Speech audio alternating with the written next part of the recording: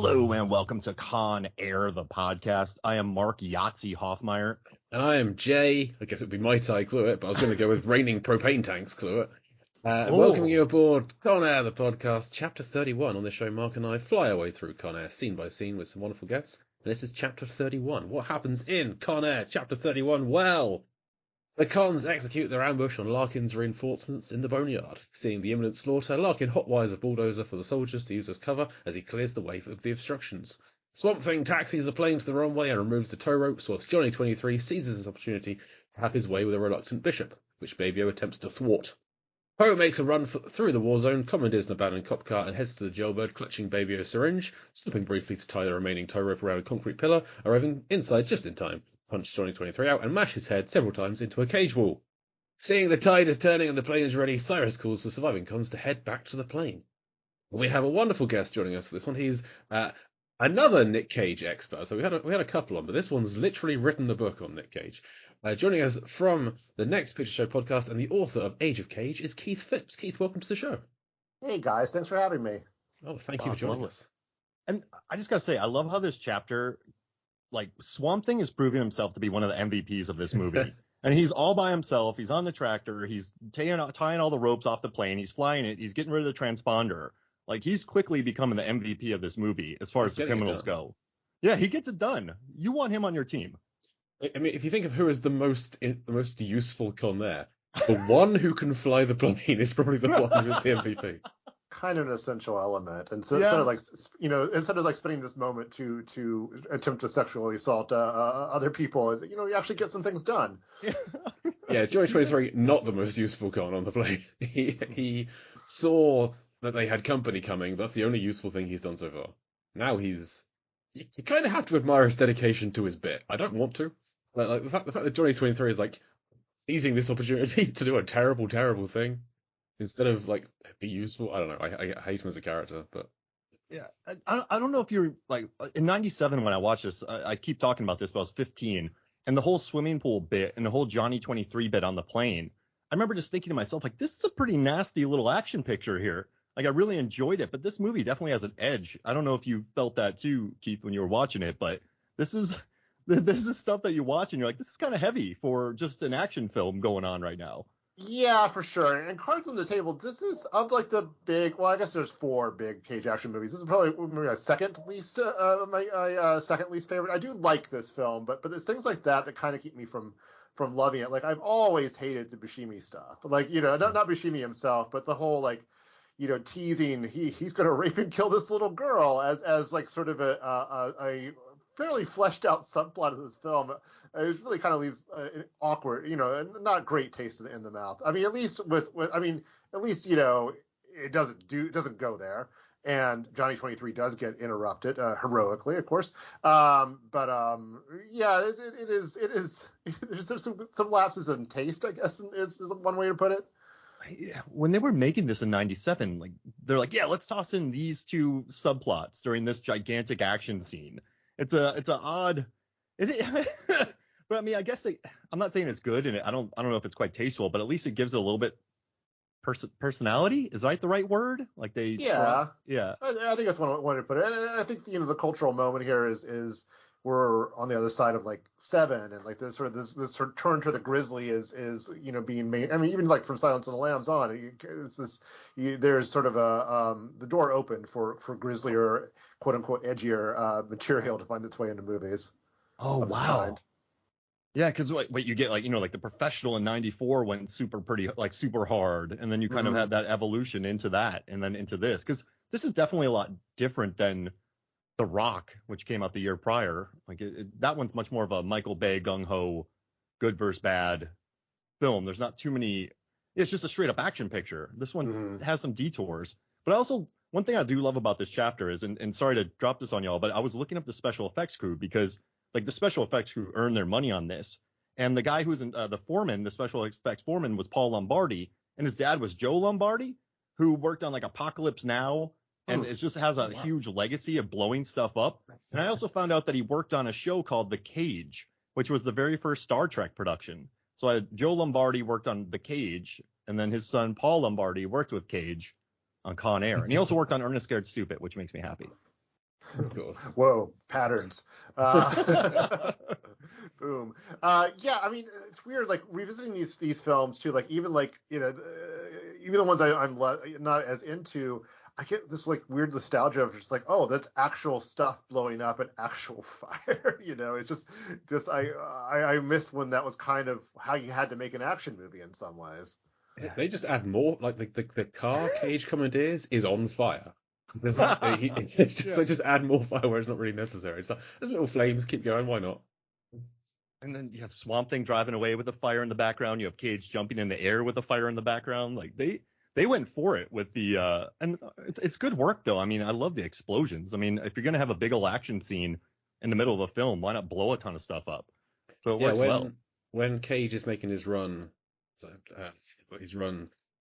down the kind of the boneyard bit, it's very choreographed. That kind of that vault and hide behind the car door before the explosion. You can kind of see them mapping that out on set. Like, okay, so you run and you duck down here, and then the explosion. Because like he's not ducking down from anything when he ducks. It's only after he ducks there's the explosion. Yeah. Hey guys, let's not light Nicolas Cage on fire. Yes, don't do that. Let's keep him safe. I think that's kind of, it was definitely a goal of this production was to keep at least Nicolas Cage safe. I would hope so. Actually, Joe Lombardi actually won an Oscar, an honorary Oscar in '97 for his adherence for safety on film sets. So nice. Paul's dad actually won that. And also Paul worked on Clear and Present Danger, which I saw some of the DNA in this one as well, with like the keep moving, the car chase. Like it, they hired the right guy for this. And also too, like I like before this when you have the famous that's a rock moment, but you get the geography somewhat of the fight. Like, hey, we're gonna blow up the first and last, and then we're gonna pin them in. So when you're watching this action scene, I feel like you at least know the general flow of it, which is what a lot of action films don't really do. So I kind of dig that, even though we're cutting all over the place, the planes, the Swamp Thing, to Cusack, to Cage, to pretty much everyone, you still kind of know the general gist of this scene. I don't know if you felt that as well. I mean, I think you do get that from when they lay it out, but not necessarily in the action that follows. Like I find, I'm not, West is really good at like capturing this, memorable image, but putting them together. I think he's kind of get what people would always tag Michael Bay for, but I think if you compare this and The Rock I feel like is a far more coherent and classically structured, classically edited kind of movie relative to this.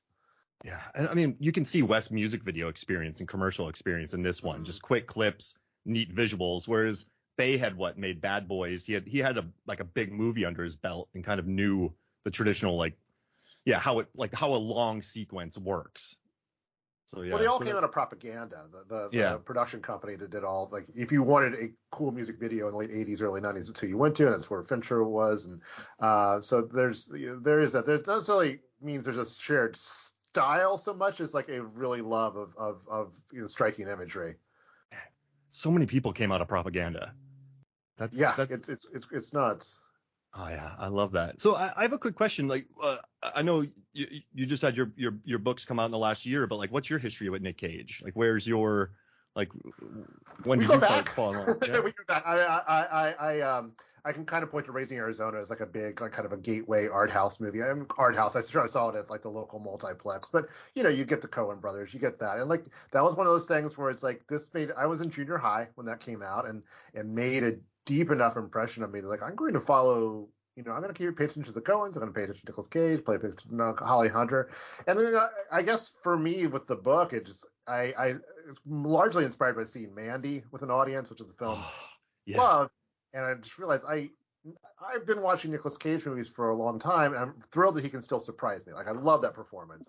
And I'm not sure anyone else could pull that off. And like, so I kind of like, the book kind of came out of me thinking like, well, I want to write something big about, changes in movie going and how movies have changed in my lifetime. This is and I really am a fan of Nicolas Cage, and this would not, using him as like kind of a way through this would not be boring. If you're going to spend a year watching some of these movies, Nicolas Cage isn't going to bore you too much. Now, there are exceptions, having seen all of them, including the last decade of direct to streaming stuff. They're not all going to throw you like Con Air. Even the other Simon West movie he does doesn't throw you like Con Air. Stolen. But no, I've just I've always just something someone kept an eye out for, and through you kind of could forget about him for a little bit, or a couple years there, and then Wild at Heart, and then Red Rock West, and then this stunning reinvention in the mid '90s. Like it's strange. You say you were 15 when this came out. Mm-hmm. Are you old enough to remember like how strange it was that Nicolas Cage was in an action movie at all? I mean, that itself is like, I think that kind of gets lost because a lot of people just know him from the action movies first because they're his biggest hits. But it was just an odd place to find him at all. He was the Trapped in Paradise guy. Those are some like Guarding Tess. Those were the movies I first started watching with him. I didn't go back and watch Valley Girl and Birdie and all those other like the helicopter movie with Tommy Lee Jones. Like I didn't watch any of those until probably like recently when I went through his filmography. But yeah, I remember just thinking like, why is this guy, the Guarding Tess is ripped now? Like I remember seeing him in Con Air and just watching him do his pull-ups, and it just felt like like leaving Las Vegas. It is a very physical performance, but it's more of a draining performance, like shoulders hunched, blurry-eyed, just dude's dying. And so he always had an element of physicality, but I think when he added the extra bulk and weight, and he also he's super sassy in this movie too. Like this is a big departure from The Rock as well. And The Rock, he's in over his head. He's sort of mentored by Sean Connery. This one, he's going toe to toe with Malkovich and Trejo and Billy Bedlam. And so I distinctly remember just going, whoa, like this dude's got range. Like it felt a little odd. For sure. Yeah, I feel like with The Rock, the subtext is basically like, isn't it strange that Nicolas Cage is an action star? And the whole like, I mean, he had apparently spent a lot of effort in reshaping the character. So he doesn't swear, he doesn't want to use guns, he feels out of place. Especially in the first half of the movie. By the end, he's like a huge action hero stuff, and like this is kind of like the graduation from that, where it's like here you can just be an action hero. I think there's a lot of twist to what he does here. I think it's a really fun performance. And I think he kind of latches onto the right tone in the way sometimes the movie around him doesn't always do it, but yeah, you watch him like running with the t-shirt and the long flowing hair. It's like, okay, this he does actually make sense as an action star, I guess. My first Cage was Action Cage. Like the Rock, Face Off, Con Air those were my first three Cage films. I was 10 when Con Air came out, so I didn't see it in the cinema. So for me, it was like, wait, this guy can actually act? Like, he can do like dramatic stuff. He's always been action, surely. So I'm the exact opposite to how Mark's on. Oh, I don't think you're alone either, and I think also, people. I think for people younger than you, that's sort of their first exposure, because these are the big movies that you just kind of run into most easily. They're on TV or just streaming somewhere or whatever. People know these movies. They were huge hits, and perhaps less than like Red Rock West is not as well known, something like that. I guess last week know him just as Ben Gates from National Treasure. Right. Yeah, of course. National Treasure was those are the two I could watch with my kid when I was doing this movie. Yeah, those are really fun. I like those. I'm sorry that was cut short. I always felt like a third one would have made a lot of sense. We agree. Yeah. The second one pulled in $457 million worldwide. I know it had a big budget and a lot of marketing, but that's still a profit right there for a non-superhero, let's hunt for treasure PG property. That's big money. Per one of the producers, I actually forget which one, but I quote him in the book. Obviously there's a more complicated version of this, but his take on it was essentially, Disney didn't want just hit movies. They wanted hit movies that could also be theme park attractions and so on and so forth. And this, they didn't see that with National Treasure. I mean, there's other stuff going on too. I mean, he does Sorcerer's Apprentice for Disney, which was not a huge hit. Same team.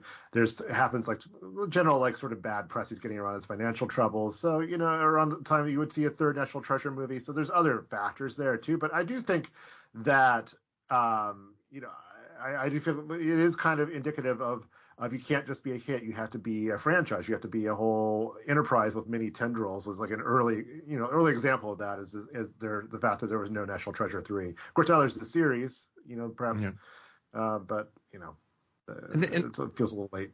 And also too, like I know that he had his big action days, Gone in 60 Seconds, Wind Talkers, and then the National Treasure films. But then when he sort of had his troubles with the financial problems, had a couple films that didn't hit big, I still feel like the 2010s, he found some really cool movies to make, like Joe, Mom and Dad. Like I saw Mandy in a theater too. I just saw that it was playing one day. I'm like, I gotta go watch this. And it was one of my favorite movie experiences ever. So it's been fun watching him. He kind of had a little bit of, I don't know what you can call it, a fall from grace, but he kept popping up in the 2010s in really interesting roles. So it was kind of a roller coaster for me since the 2010s for him. I mean, if you look at that, it doesn't always look like he had the best choice of roles, but when he could, he went for quality stuff. Like Mom and Dad's a favorite of mine, and Andy. There's a film, the one that gets overlooked is this film called The Trust, with co-starring Elijah Wood, which is kind of a nasty thriller set in Las Vegas, where it's a really fun caged performance. It doesn't really stick the landing, but he's doing another movie with it's two directors. He's doing another movie with one of them, so I'm kind of excited to see how that goes. I mean, there's definitely some good ones in there, and even the bad ones for the most part tend to be pretty interesting. There's things I'm happy to never put eyes on again though. Like we were talking about Stolen, Josh Lucas's wig in that movie just absolutely steals the show in that film. Josh Lucas's performance in that movie, it was probably like the thing that kept me the most interested. And Stolen's one of the better ones in some ways, where it's like not quite a full-scale summer blockbuster in terms of budget or things like that, but it's more ambitious than some of the real cheapies he'd end up in a couple of years later. But yeah, I don't know. Actually, that's one where my memory of it is not that clear because it's just not that memorable. And what's interesting is you have Cusack in this movie as well. They both started their kind of like the Number Station and then Frozen Ground. They both kind of started their direct to DVD run at the same time, like around 2010, 2011. So it's kind of fun seeing them in this film. And it was weird seeing Cusack in an action film, actually. Mm-hmm. I mean, he had been a face kicker and Say Anything. He had done, and Grosse Pointe Blank had a great hallway fight, but this was kind of odd seeing him in this as well. I just completely changed the subject. But did you feel weird about action Cusack? Yeah, it was straight. I mean, he always kind of felt like when we see it, perhaps less so now, but when we saw it then, it's kind of like, oh, here's John Cusack in an action movie. There's quotation marks around just like his presence, his performance. I think you kind of get that about some of the other like sort of indie movie fixtures that are in this. It's like, well, that's Steve Buscemi in here. That's peculiar, Again, like some of that context gets lost as their career changes over time. But yeah, it does feel like kind of a sign of things to come to see them in this movie together. Yeah. Him and his sandals. Cusack wanted to wear sandals in this film. That makes me laugh every time I see him. Just that was his one note. He didn't want to wear shoes. He wanted to wear sandals and do the action scenes. I guess you got to be it. I don't think I knew that. Yeah. Yeah. If you watch some of his scenes, like they're always talking about, it's Birkenstocks. Like Cole Meany's just so angry through this entire film. His sandals. Yeah, I didn't know that was a Cusack touch. So that's interesting. I do love Meany in this movie as well. It's like he's usually playing such a sweetheart, and you know him from Star Trek as kind of a grumpy sweetheart, but here he's just a grumpy jerk. From second one, the moment he's on screen, he's he's hateable. What's your term for him, Jay? A good bad guy? He's a bad good guy just because he's like on the side of the good guys, but it's just in the way the whole time. He's not helping out anyone, but he should be. He's like, he's technically on Cusack's side, but yeah, not really. Anyway, we love Meany as well. We had like 3 or 4 scenes in a row of him and Cusack yelling at each other. We got a little tired of him, but now he's not in it as much. We kind of miss him, and he's back next week, so it's all good. We get some more Meany next time. Oh, we got a good car gag next week. Yeah. So Jay, who wins the Sweat Bucket Award? Every week we hand out the Sweat Bucket Award to the sweatiest actor in this film and their chapter. There's so much fire. There's a lot of competition, I would think. So Jay, who wins? There's almost a rule that if Baby-O is in the scene, he wins the Sweat Bucket Award just because he's always so sweaty with his need for insulin. So, and he is rolling along the floor in desperation here. So he's a contender for it. Ving's got a good sweat moment. He does. I mean, Ving Rhames is having a whale of a time with his guns in this one. Yeah, he is. Many guns kind of have the advantage here because there's so much more surface, so much to see the sweat. Yeah, so I think it's got to be Ving because he's shooting, he's yelling, he's near the explosions. I think Diamond Dog gets it for this chapter. But there's did anyone count how many different? He has 2 different guns in this one scene, and Cyrus has 3. And I was trying to keep track of who was shooting, taking what shots and responsible for what explosions. and nothing is edited to go from a certain direction. So I kind of got a little bit lost with it. But Cyrus has 3 different guns. He's got a machine gun, a shotgun, and a handgun at various moments in this. And it's not always no reloading. No reloading. Which that does kind of stick with when the plan was and the guns were distributed. They all had several guns on them, so it does kind of make sense. But we get one shot of friend of the show, Tiger Anderson Jones. He's a former guest of the show. He is like 2 seconds into this chapter. He's got a grenade launcher, and he's wearing a gas mask, and no one else is wearing a gas mask. So I went I contacted Ty. I was like, Ty, is this you? And he's like, yeah, that's me. I asked him if there's a story behind the gas mask, and he said the only story he's got is he hated wearing it because it was covering his face. He completely forgot about that. And he asked me for the screenshot for it because he's never seen that image before. So I'm going to send it to him. But no one else is wearing them. It's just him in this one shot. And I was hoping for we tried, everyone had them one day, but no, that's it. Just so disappointing. There's not more of a story. We had the poison from the rock, and we were going to use that for a scene, but then we felt like, no, it's too soon. So we're not going to drop that on him. Oh man. Cool. It looked like Cyrus was killing people left and right though. Like he's a dead shot. I counted. Cyrus got with my sheet. I think Cyrus got 3 kills in this one. I think 1 with each gun. But when he says everyone get back to the plane, he then gets a headshot on a guy with a handgun who is like a mile away. He's so far away and he gets that shot. So like he's doing a good job at killing people that he's trying to kill. I mean. So we see Blade, Tiger Anderson Jones. He blows up a car. And I think there's 1 person in each car, so he gets that one. Another con with a grenade launcher gets 1 car. We don't know who that is, but the only other person we see with a grenade launcher is Diamond Dog, so I'm accrediting that kill to him. He also gets an army truck with 1 person in it. Mongoose and Viking are up on the plane fuselage. Mongoose definitely gets a kill. I'm gonna give one unknown kill. I'm going to give to Viking just so he gets some things up there shooting. So why not? Cyrus gets 3. Ajax gets 1, and but then we lose a couple of cons. We lose Mongoose. We lose Ajax in this scene. Mongoose gets shot down on he falls down on that grate. He gets that wonderful shot from underneath, and then Ajax gets crushed by. He's up in a fuselage, and there is somehow a larger fuselage above him somehow that gets taken out and lands on him. So Keith, one mission that we have on this show is whenever we lose a con, we work out what that con was in prison for. Okay. And so, which we haven't had to do for a little while. We haven't lost a con. We haven't lost a kind of a con whose crime we didn't know. Like we lost Sindina recently, but we knew what he did. So Ajax and Mongoose, we don't know. So you get to help us. What do you think they did? Which one's Ajax? Which one's Mongoose? Ajax is the guy who gets crushed. It's a chaotic film. It is, absolutely. So Ajax is kind of the big guy with the shotgun who gets crushed by the fuselage. Big guy. And then Mongoose is up in the fuselage with Viking, who he gets shot and falls down on a grate. Is the name is possibly a clue there. So maybe he killed a lot of snakes. It seems like perhaps not a prison, a felony offense. I like it. He lived in Florida and he just took out a ton of pythons that are just running amok down there right now. So I know Ajax was the first to get on, and those are the worst of the worst. And then Mongoose was on the second group. Are they the worst of the worst too, Jay? Or are they just kind of bad? I think they're just the worst of the worst from this other facility.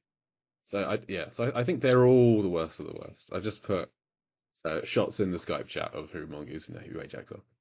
Got it. I think we have to say they're all the worst of the worst. I like Mongoose being involved with snakes in some fashion. I think that works quite well. I also like that in my spreadsheet I've attributed to this soldier was killed by a mongoose. It just makes me smile. Ajax perhaps some sort of offense within the Trojan War. I don't. He's an immortal. Yes, he actually is Ajax of myth and lore, walking among us. I don't know. I'm not sure where to go with that one. It could be a soccer term, like the Dutch team, like Ajax. He did seem very happy when the guns were brought out being distributed. He's one of the guys with a big grin on his face. So my guess is it's something either involving firearms, or he's always wanted to do something involving firearms. He just seems thrilled that he's finally going to get his hands on a gun. I mean, he's pretty good. They all know how to use them. Yeah. And he is a big guy. He's one of the more muscle bound of the cons on it. So he's one of Jim Carrey's sons in Me, Myself, and Irene. Yes, he is. Yes, he is. Got it. All right. I was wondering why when I go to his IMDb page, you see a picture of Jim Carrey. This is probably not Mongo Brownlee. It could be his new movie. I guess he's going full method. Yeah, perhaps. Cool. Yeah. So, all right, Jay. He likes his guns. The gun runner. I would also say like a gun lifter of some kind. Like he's involved in the gun running, but it's his job to like lift giant crates of guns. That's why he has to be so strong. Wait, so he gets arrested for lifting, like helping to distribute guns, but being the muscle, the literal muscle. Yeah, the literal muscle. Yeah. And figurative. Well. Yeah. I mean, someone's got to do it. This one's tough because we don't spend much time with him. Like we just sort of, he comes on the plane. So yeah, I like that he's an immortal. He's an immortal who's just been killing people. I mean, you had to go with that. We don't ever see the body. the fuselage lands on him. We cut away. We never see him again. So there we go. He survived. He's still out there. The legend of Ajax lives on. All right, that works. Yeah, he'll pop up somewhere else. And he didn't get decapitated, so he's like, if he's a Highlander, he's fine. Yeah. He just has to regenerate, and he'll be back. Con Air 2. Him and Garland Green. If Con Air were made in the aughts, like it would follow the Fast and Furious model, he would now be like a key member of the gang, of the extended family of Con Air. He would have done like a face turn and now would be helping Nicolas Cage or whoever took over as the head of the franchise after a certain point or whatever. Oh, but alas, we only got Ajax in this one film. Him and Cyrus are just drinking Corona with the crew. Yeah. I'm working an assignment right now for Screen Junkies. I'm doing this by the numbers video, so they got me watching all the Fast and Furious movies. And it reminded me that in Furious 7, the beginning of it, Statham kills about 30 guards, doctors, and I think a couple nurses to go visit his brother. He's a bad guy. He's a real bad guy. He's a mass murderer. And then the next film, him and Dwayne Johnson are like, well, like war, like it's cool. Like I'm not a murderer. I'm not a mass murderer anymore. And then he went from a mass murderer to Uncle Statham in one movie. I feel like that's the quickest heel to face turn of a mass murderer in cinema ever. Like a lot he gets forgiven between the Fast and Furious sequels, especially if they want to keep characters and cast members involved. Yeah, absolutely. And I mean, listen, I guess you want Deckard Shaw on your side, but maybe they should pay the families of the people he took care of, like because he slaughtered a lot of people in that movie. Yeah, they have a legal fund that they kind of draw from for civil suits. This is parts of the Fast and Furious movies you just don't see. We need that angry boss in the movie, like stop killing people, Deckard. Like, you know how much this is going to cost the fund? Yep. Like, there you go. Paul Giamatti. There we go. Paul Giamatti just yelling at Statham about his murders. I do want that scene of just him meeting, like as you say, the families of all the people that he slaughtered, and his response was, right, but I did help that baby. I saved that baby that one time. I got on that plane and saved that baby. I'm a good guy. I saved the baby. Yeah. And then I guess he did save the baby. So which is one of my favorite scenes in the whole franchise is Statham on the plane with the baby. Yeah, and then he becomes Uncle Statham. Yeah. He puts the music on the baby.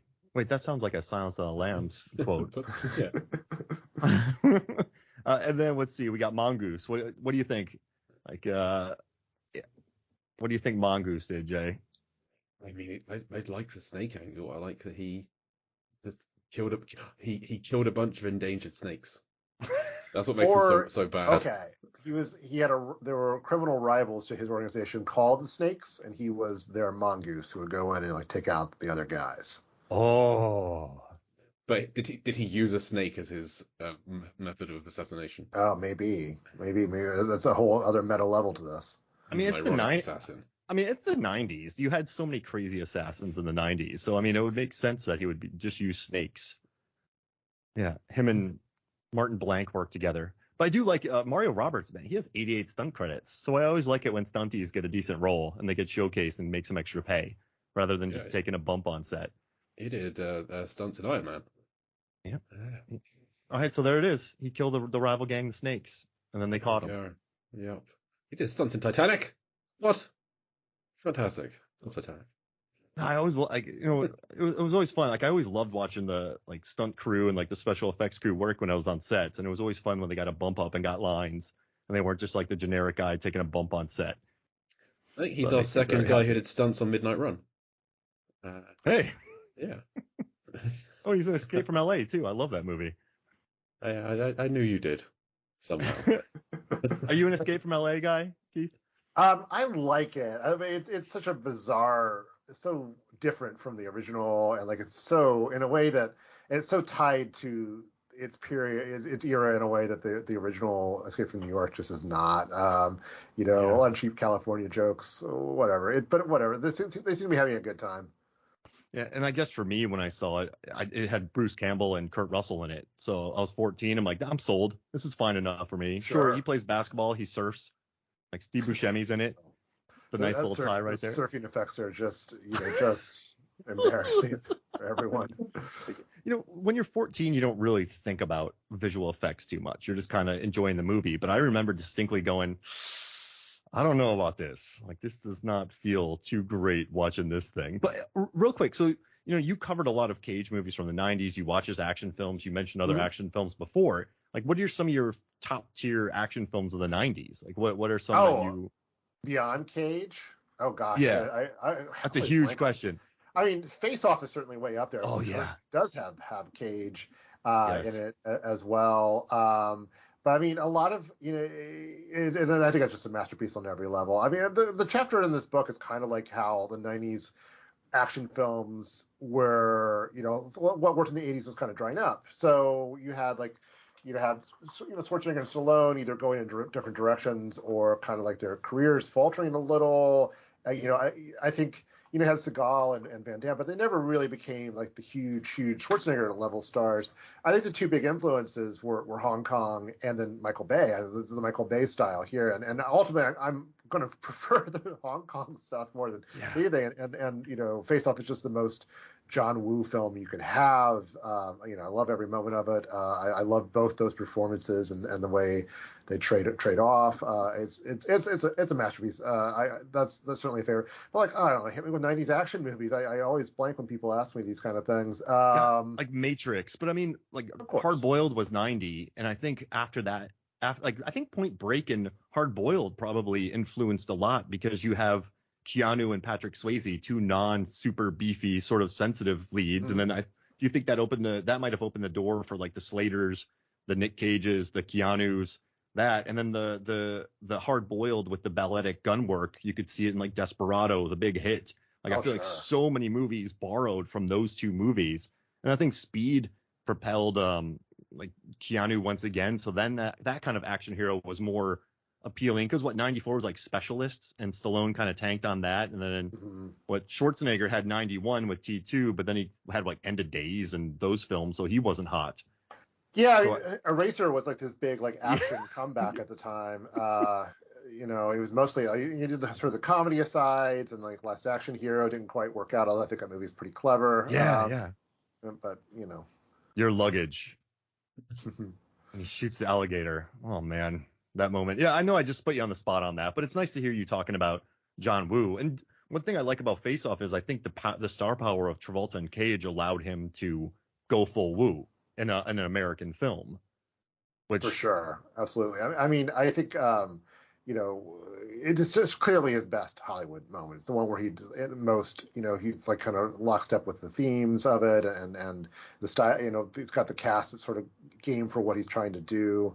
It is. I wish he'd had a chance to make more true John Woo movies during his Hollywood phase, but we take what we can get. I actually think Wind Talkers is an interesting movie too. I don't know. Have you guys both seen that? Yeah. With Adam Beach, who I'm a big fan of, Nicolas Cage. Yeah, right. And like that Slater. one is like it kind of like punishes you for the movie you think you want to see. You want to see like a cool John Woo World War II movie, but it's really more like the movie he did in Hong Kong, Bullet to the Head, where it's just like I do violence better than anybody else, but I'm going to make it as unpleasant and overwhelming as possible, and I think Wind Talkers is kind of that, but in a Hollywood movie.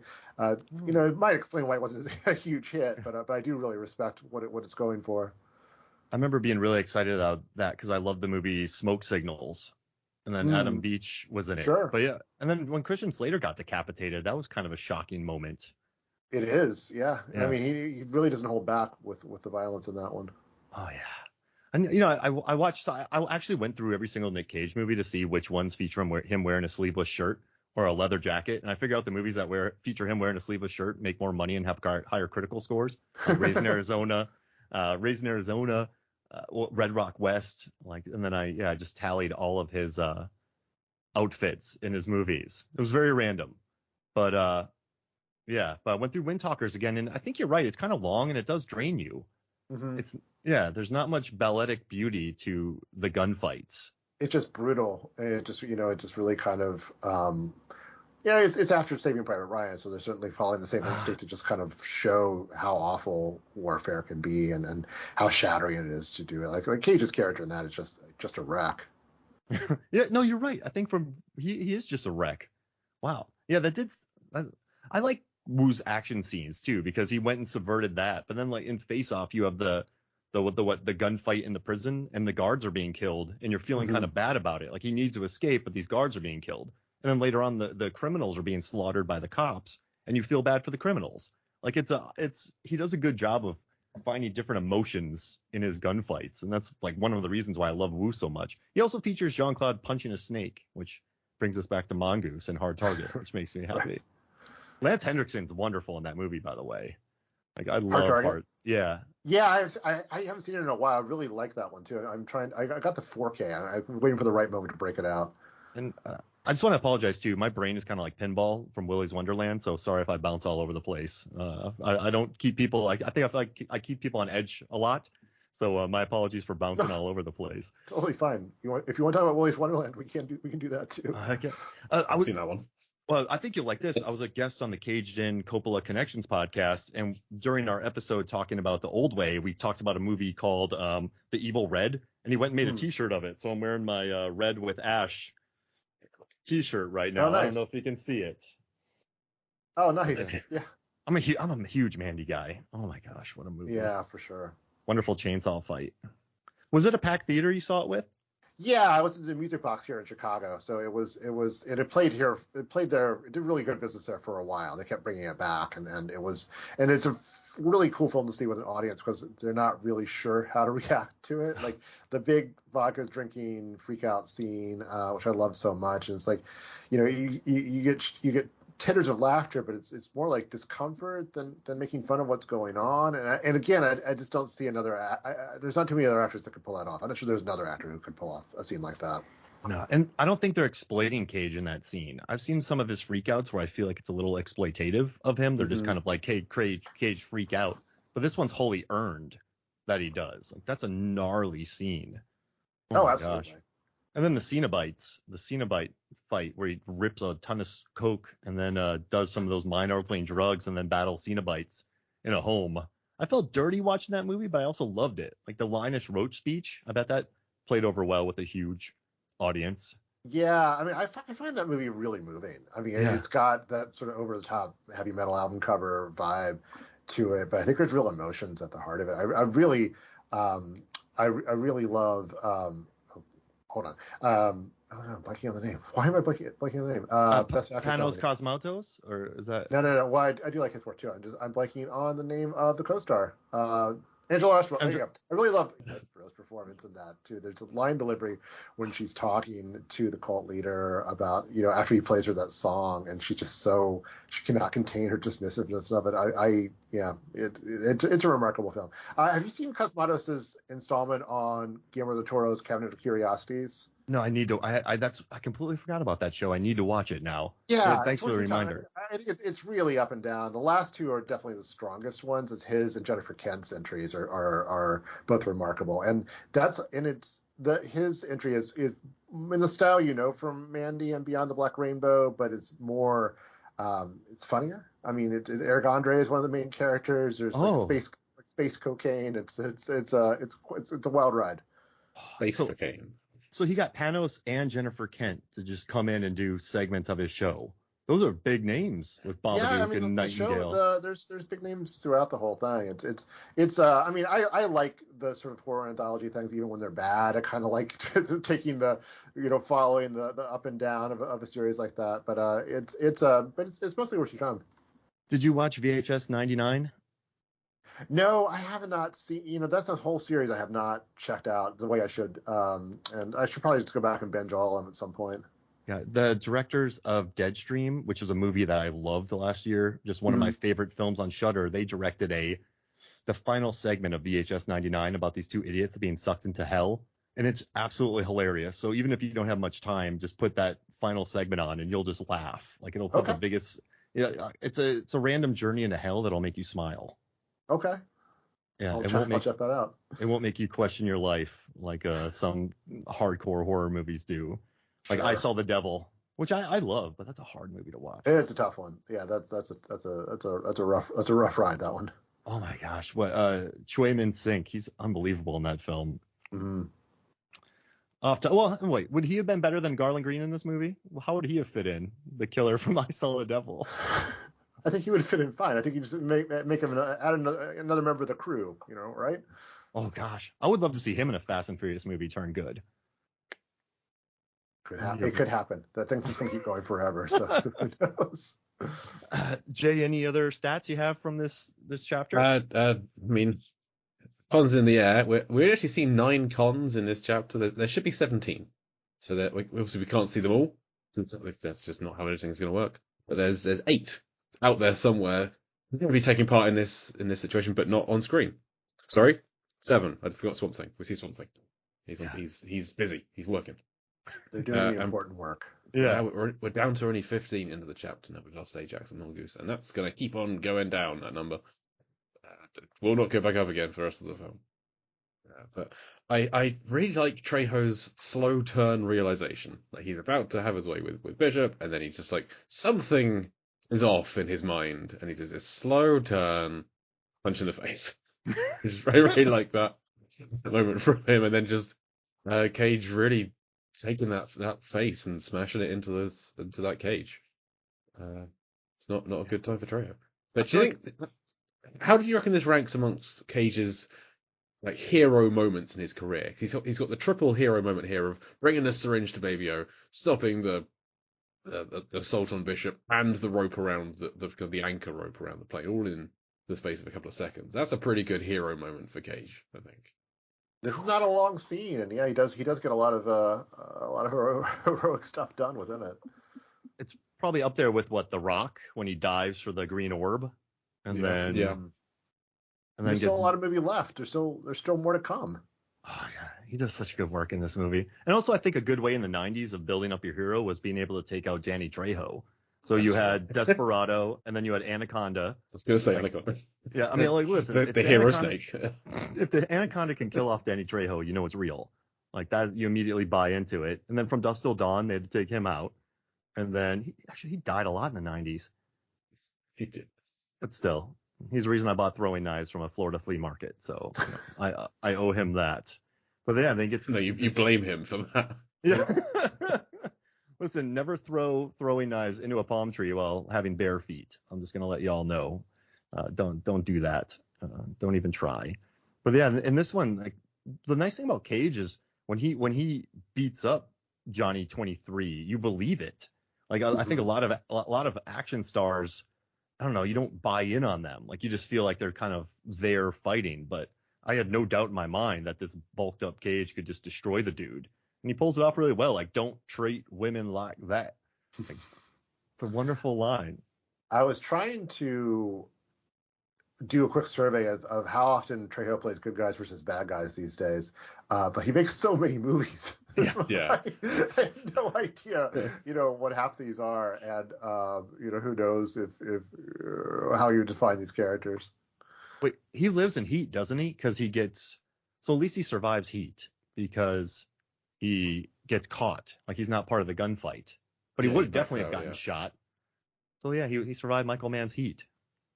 That makes me happy. Yeah. What else you got, Jay? Anything else?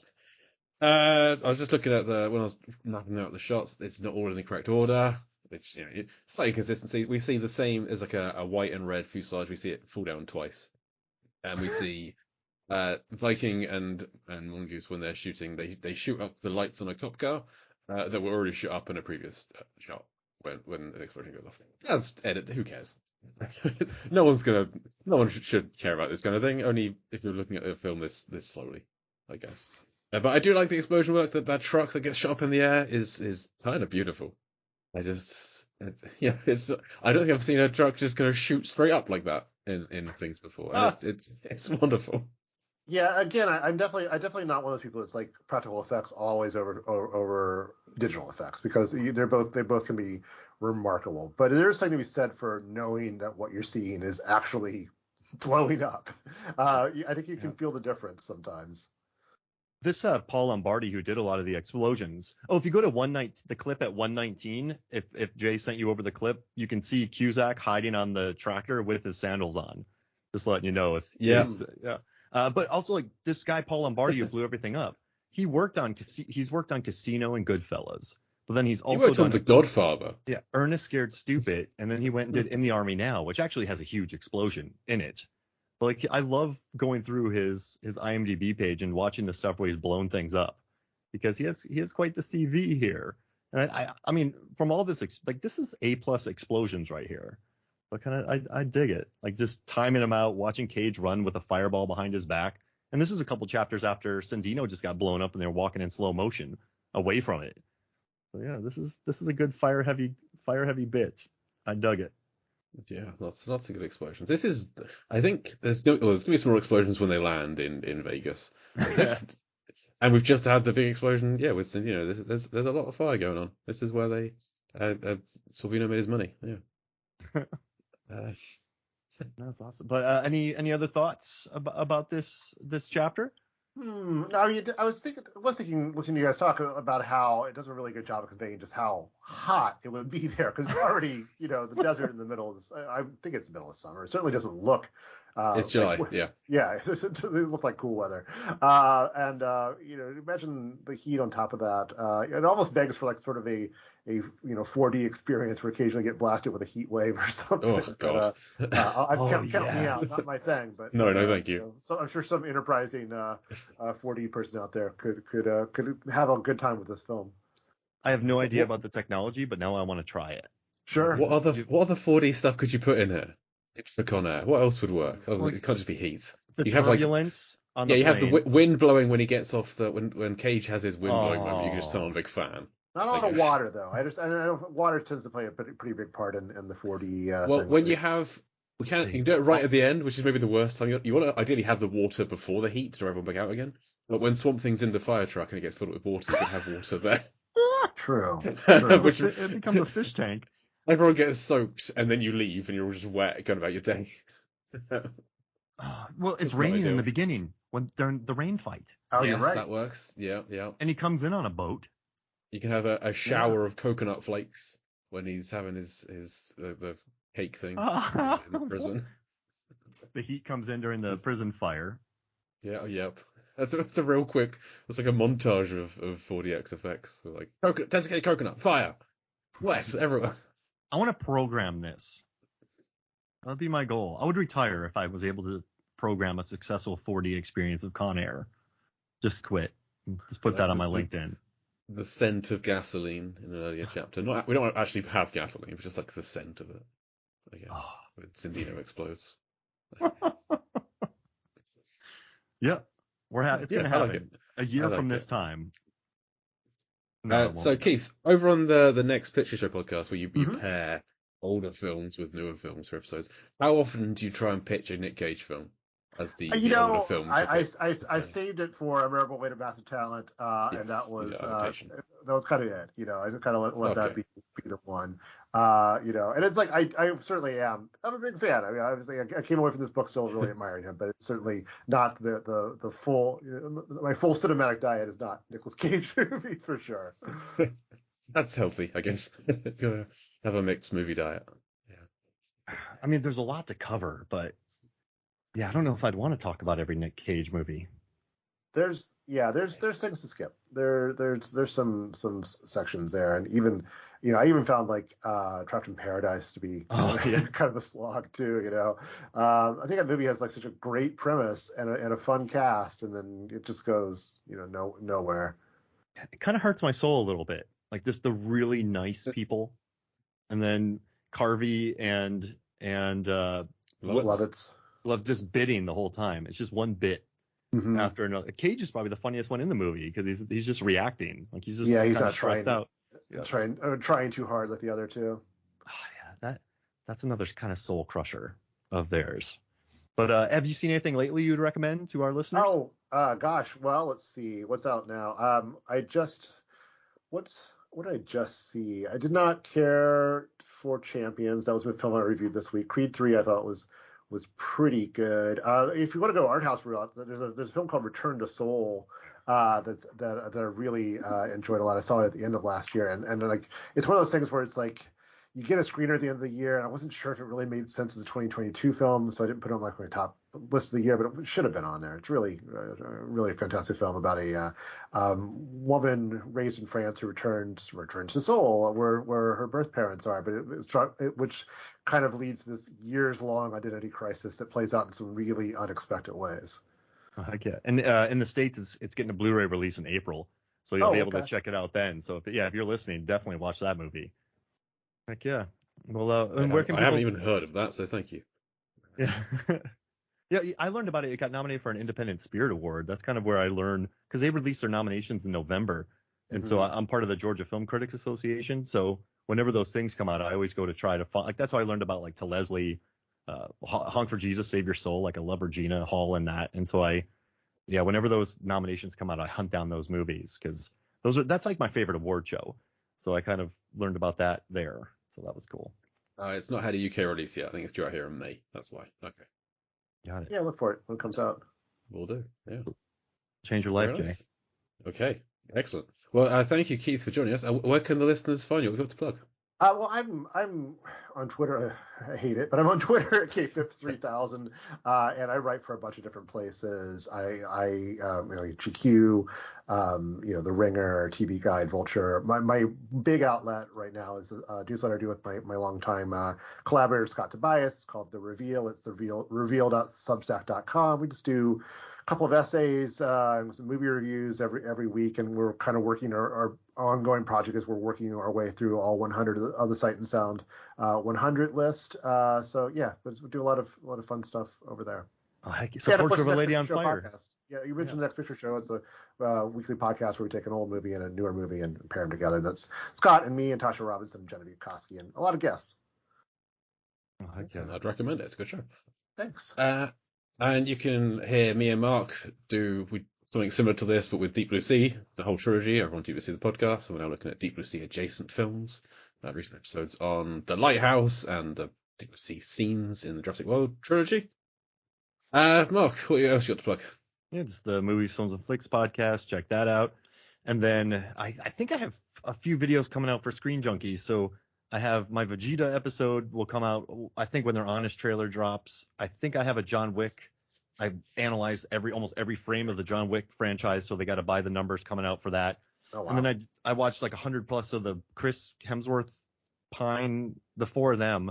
And so I think when the Honest trailer comes out of Dungeons and Dragons, that'll be released, or it'll be released this month. I don't know, but I might have 3 videos up on Fandom Scream Junkies.